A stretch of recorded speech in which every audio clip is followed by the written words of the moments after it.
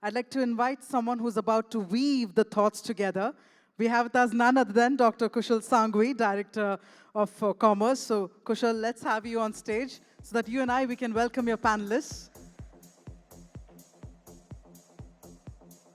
And that being said, a befitting session that awaits us. It's only time that we invite the inspiring voices to join you as well, Kushal. So with that, let me please invite the founder of She the People and Gayatri, Shaili Chopra. We march ahead to also invite our next speaker, Aditi Mishra, Chief Executive Officer, Lodestar UN. I'd like to further invite Sukhleen Aneja, ex-Nykaa, another prolific leader of the industry. And our final speaker joining us, Megha Manchanda, Head of Marketing, Strategic Growth, India SLBD HP Inc. Now I'm going to share a quick quote with all of you. They say that a woman on a mission needs no permission, which is why we're going to have the loudest round of applause for the most inspiring voices right over here. Let's keep it coming. Let's keep that energy coming. Thank you so much for joining us. And with that, Kushal, over to you.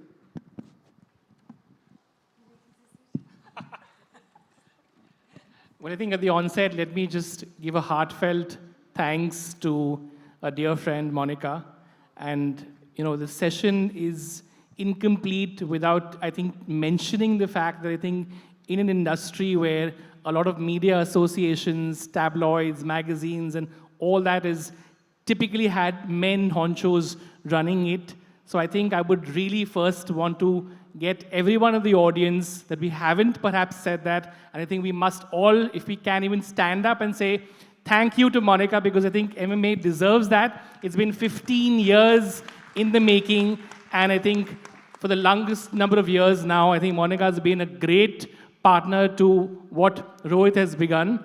So I think I'll just set the stage with that. But Fabulous 4. And, we see movies with, I think, the superheroes. I think these are superheroes for sure. And I think the word in our mind, I think as kids, when, we see such movies, the Supermans and all that we've sort of grown with, I think we've been conditioned that that person is a man. And I think that's the foundation or the largest mistakes which happen in society at large when we actually condition that men are the people who make the planet better. When there are problems, they come to rescue. When there are issues, and that's a broader statement. But I'm going to just gravitate to this discussion. And I'm going to start with you, since you've been, I think, really at the helm of doing things, setting this narrative as well. But intrigued by the fact of saying that, yes, someone like you pretty much wrote her own code, broke her own space and created something which is, what gets into I think someone like you to say, I can pretty much do the tech. Thanks very much, and it's fabulous to be here. Thank you, Monica, for putting this panel together. Just to give you a little context, I run Gayatri, which is India's first AI companion for women in midlife and menopause. And She the People, of course, as a platform to tell stories of women, and we actively use AI. Today, it's not about whether or not women made AI. There are plenty of them who contributed to it. But the more women use AI, the more AI will start recognizing the importance of the idea of inclusion, which is what we are here to talk about. I do think in the past we could say, think of tech, think of a man in a suit as a leader, or a man with jeans and a white t-shirt who's a coder. Today, I don't think of AI as a man at all. And I think it's predominantly because it speaks to me with empathy, with interest, doesn't disrespect me, and I am able to engage with a very high degree of curiosity. I mean, I wake up every morning and Claude says, "Yes, my lord." And that feels so good, right? Now, was it born doing that? I trained it. Train and it shall deliver. And I think that's the big motto with AI as you try and explore it, for recognizing that you can make the shift. It's not a technological shift. I know we love talking about tech, tech, tech.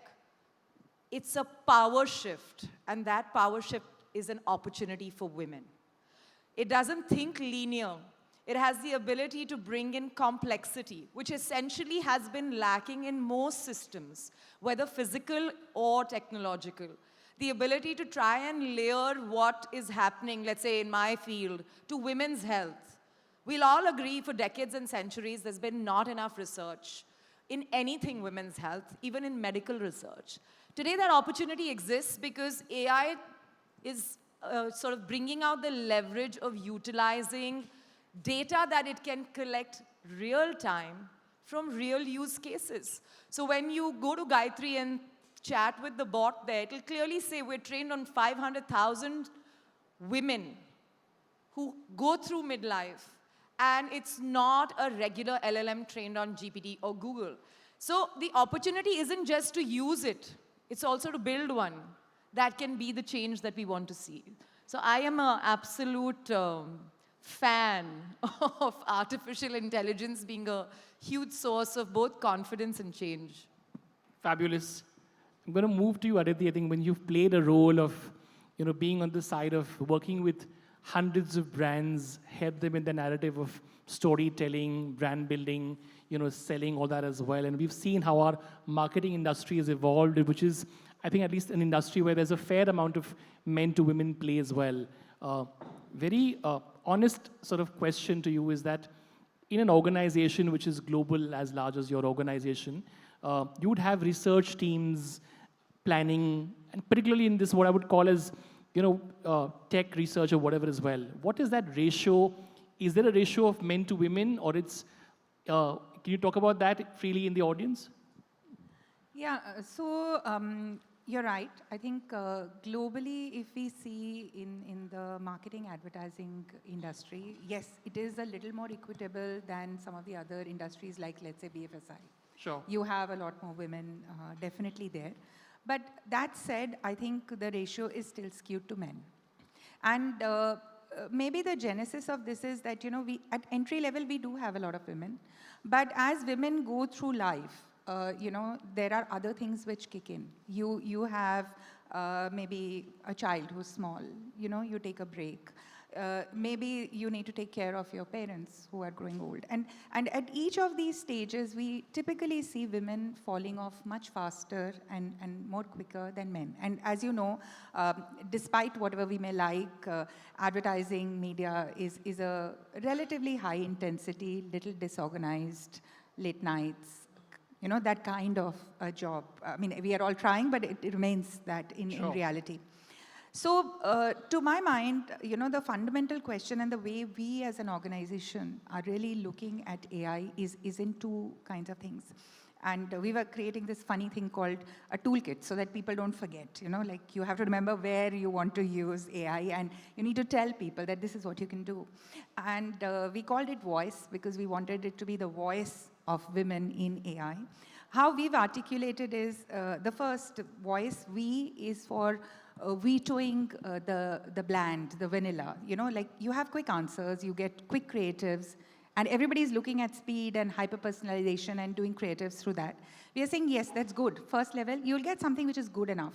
But for you to really go back to the brands you work on and to elevate that, you have to layer your intelligence on top of this. So go beyond the vanilla. Therefore, that's the first V.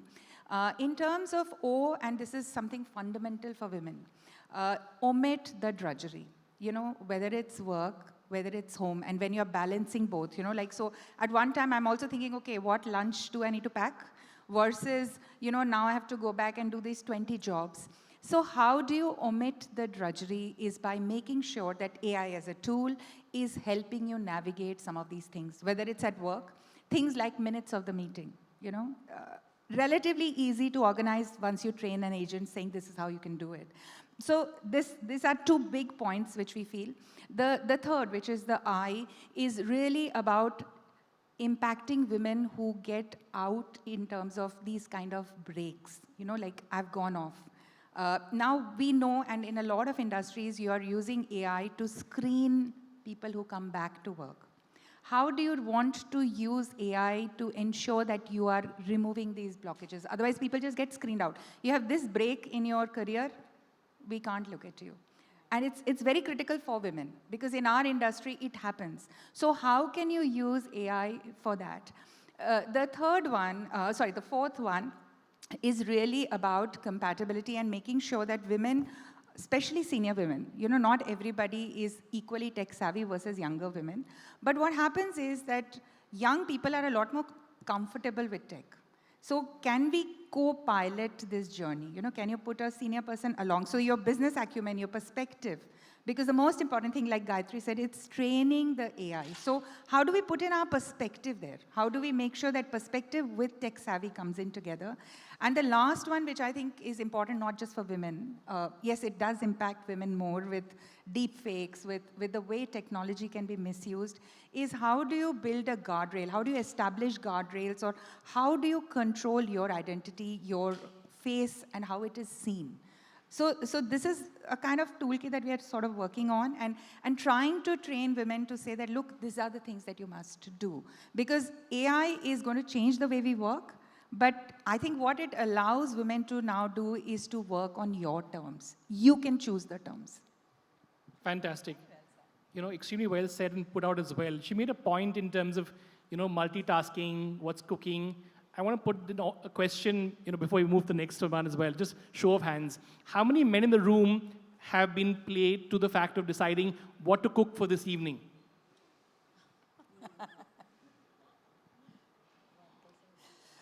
Well, that's really, I think, food for thought truly, because the point is, while we talk about all of that, we know clearly there's a shift happening. We've seen leaders like Cindy becoming a global leader for WPP. We've seen someone like Priya sort of becoming the leader of Unilever as well. But there are obviously sort of human limitations. And I think the limitations are not necessarily from what the woman would want to sort of do. But is she also getting that support? I'm going to come to you, Sucleen. You put a brilliant point to sort of say that I think it's also the fact that how you're conditioned in your home. And I think the fundamental problem essentially around this, I think, divide happens because of just the way we're raised. So do you have some thoughts to sort of share in terms of your own, the way you've grown or how you've seen, I think, families grow around you as well? The whole deal of role modeling, and especially for a lot of us who are parents, like many of us are parents in the room, I mean, today we are equally guilty when we don't set the right role models ourselves. So one part of the problem is how the conditioning happened up until now. But the big opportunity is how do we actually change that in our own homes today, right? Like every time you're telling the girl to say, pick up the plate, are you also telling the boy? Or you're telling both the kids together, but somehow one of the things you'll often hear many women say is that, I was raised so equally until I got married, and that's a very commonly felt insight that, we were given the same education, equal right to opportunity. I was like the apple of my parents' eye until I got married. So I think there is a lot of change management that's required. But coming back to the root topic of, I think AI is also democratizing knowledge. Yes. Only challenges when we're talking of inclusion, we're speaking a lot in the context, like we were mentioning before, in the context of gender. Yes. But I think these large language models also have to become adaptive for regional languages, disability. I think there is an inclusion at so many levels. This definitely favors the more educated, the more aware, because everything is context driven. So this entire model by design actually serves those who have more experience, and language is a starting point because it's all predicting based on historical data. So until a large part of work actually that gets done to bring in the regional divide, I think even within countries which are multilingual like ours, you're not going to harness the potential. So if even the folks who've been at Google, I mean, people realize the power of voice, because voice actually really did democratize knowledge. You couldn't write, but you could speak. So I think that there is a lot of work that still needs to be done to see how do you actually make it genuinely inclusive, right? So Megha, I think, you work in a company which I would classify as tech, if I was to just classify HP in that sort of sense as well. And there's some interesting facts which Yeda points in terms of about 32%, kind of number in terms of sort of women in that space as well. if I was to sort of, I think, try and sort of, in fact, have a thought in terms of what perhaps, motivates not just organizations, but I think what is that way to attract more women, say, for example, at HP? Is there some sort of a narrative? Is there some sort of a voice to sort of say, hey, let's try? Is there a conscious effort that companies are making? And it's not just one-offs to say, hey, there's one Cindy or there's one Priya. No, thanks for actually asking that question. But I would want to actually expand it to just my current organization. Sure. I think it's just, and I think we were discussing it earlier as well. And every time when I think about AI, and from some of the experiences that we were just all sharing, I think the question is not really if women need AI. I think it's the other way. AI definitely needs women. And the reason why I'm saying that is,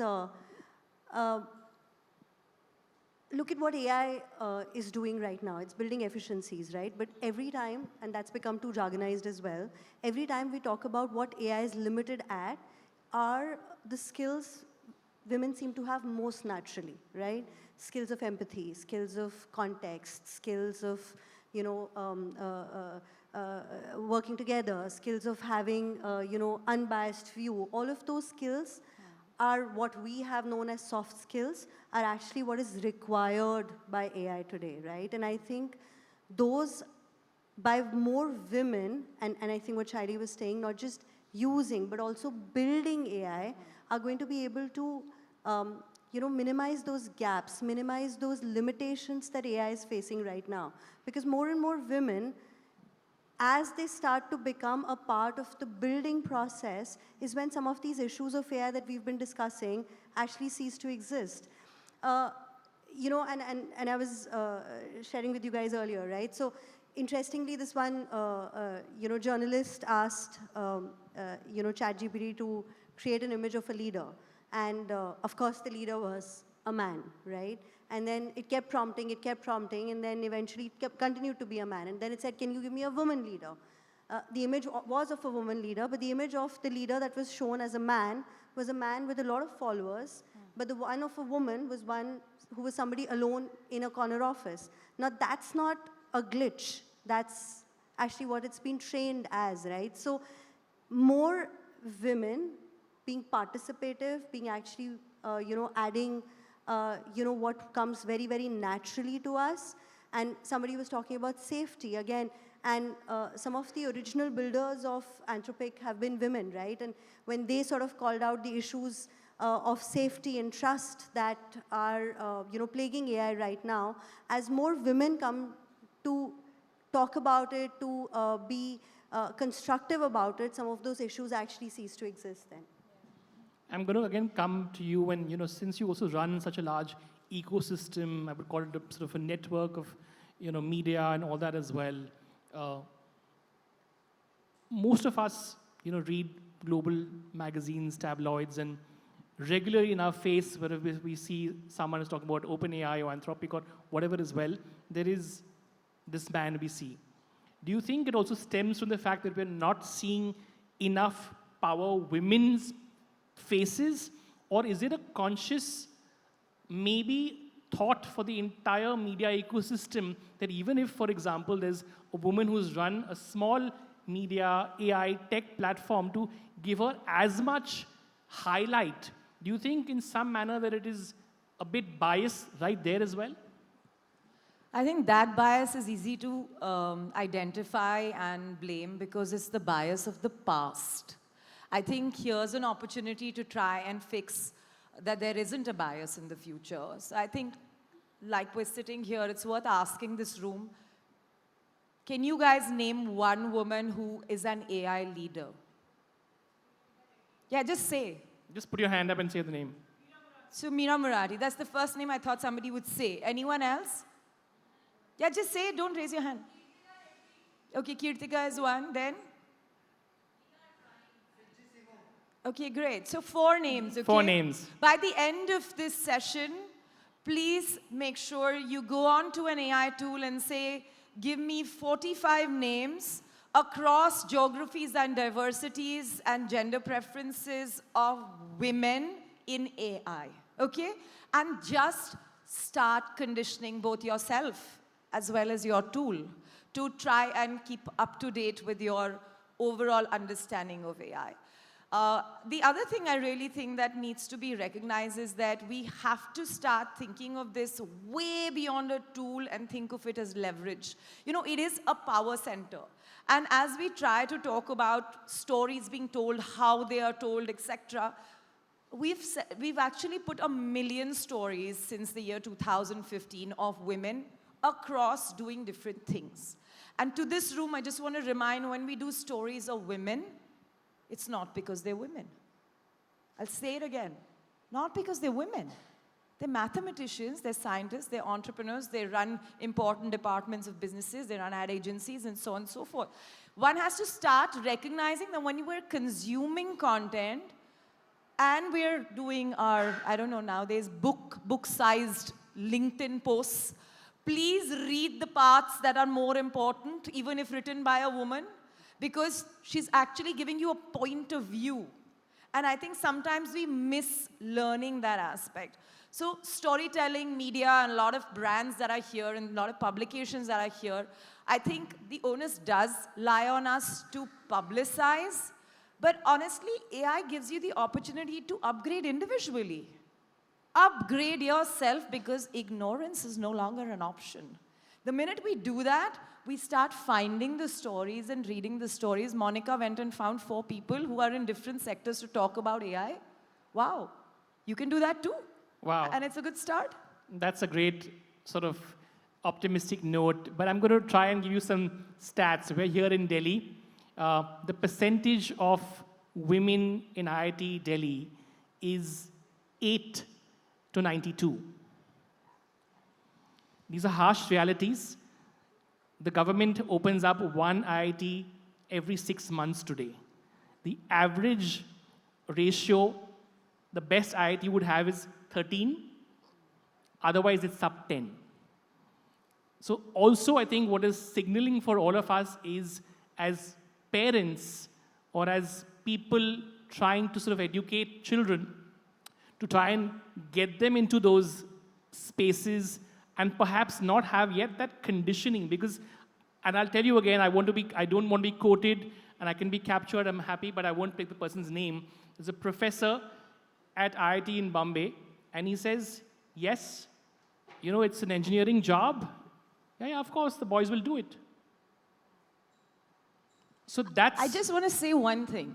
The good news is you don't have to wait to go to IIT to become smart by using AI.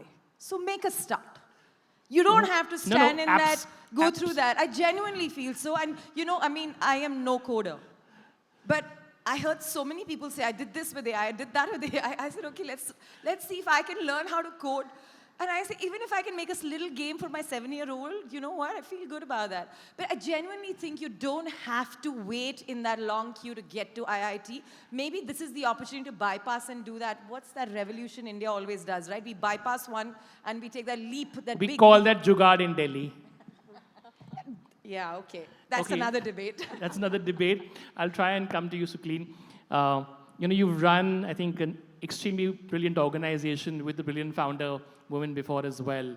Not really in the space of AI, but I'm just saying from a startup, you know, in the entire world that we see as well. What is it that I think, is there a difference when there is a woman at the top versus a man at the top? And let's really be vocal about it. You know, what is that honest difference when there is a woman like Falguni running Nykaa and there could have been Mr. Nair? You know, I wouldn't personalize it so much, but I think genuinely there are few things which really stand out. I think the fact that women are a lot more multidimensional, they're able to connect more dots than just look at work in a very linear way. It makes it for a very interesting insight when you're running a business that's fundamentally a business where consumption audience is also predominantly women, right? So, I mean, I really enjoyed the journey from the lens of actually seeing a holistic leader, right? I mean, of course, every leader will have their own strengths and weaknesses they bring to the table.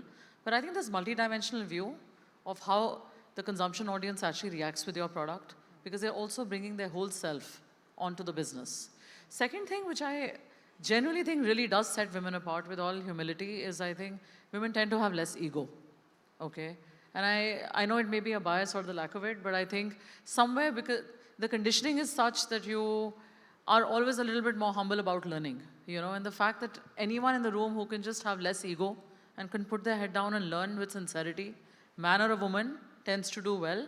And I think amongst Is it fair to also say that when companies are in a bit of a, I wouldn't say doldrum, but in a transformation phase, I took two names earlier, I won't repeat the two names again. Yeah. But when those companies are really being transformed and those companies are really figuring out what is going wrong, something bloody hell is going wrong with the shareholder, with people, they suddenly put a woman on the top.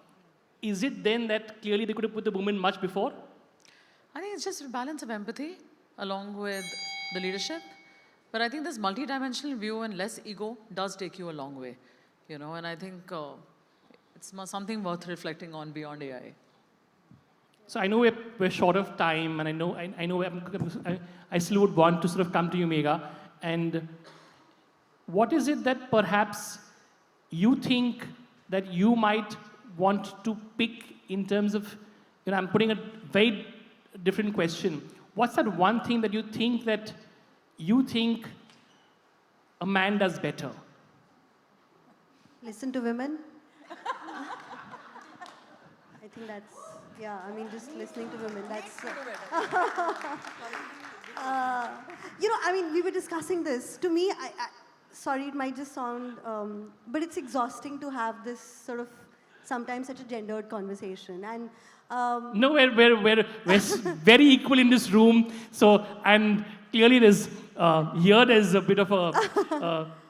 yeah, no, I think, in fact, the biggest favor that we can do ourselves, and we were discussing it to our children at home, is to actually remove this sort of, this framework. Like just, I mean, I don't think in my household there is anything which is a gendered conversation. I mean, and I'm not speaking this as a sense of, oh, I've done something great. I think that's the, so I've been, But do you we are do you really think, of course, I'm sure this is because you're probably few of those privileged ones, and India is not really, how we look at it, India is not only Bombay, Delhi, No, Bangalore. I think it's all in the proof, and I can say something which is very, very personal right now. But we two sisters. So my parents raised two daughters, right? Fabulous. And one of the biggest challenges that my mom faced was being a mother of two daughters. And I'm sorry, our aunts are not so forgiving when it comes to things like that, right? Should I continue? Yeah. So, and it's such a joke now. There was this one time when my parents were I was visiting my parents, and we were taking a walk in the evening. And, you know, my dad almost chuckled, and he said that, you know, most of my friends right now, or the people in our society who used to have a point of view on us having two daughters, are so jealous of our life right now, because my two daughters are so well raised and so independent, and we are having a time of our lives while they are managing their sons' egos and business issues and you know, sort of, so I mean, it's a very... It's so it's great you're having this extremely honest sort of, or a cathartic sort of discussion, what seems to be the at your... point that I'm making is the proof is out there. I don't think we need to have this conversation anymore. People more and more are seeing it for themselves, which is that the gender conversation is actually losing its own steam. So, I mean, whether or not we believe it, I think Well, I think you're certainly lucky, Megha, because, you know, clearly I would just say you're lucky because you obviously not seeing TV, and you're not seeing the regressive content which Aditi spends a lot of money on with her brands, really fueling their existence, because they still put women in a different light. But I think we're short of time. We can keep these discussions going, but I think what we're here to sort of say is that I think without women, AI will not at all exist. Without women prompting more and more and more, the engines will not perhaps be empathetic enough to perhaps give the right sort of AI intelligence to us that we want as well. And I think without such a fabulous four, I think an afternoon is perhaps incomplete at Impact as well. So thank you so much. Thank you once again for having me.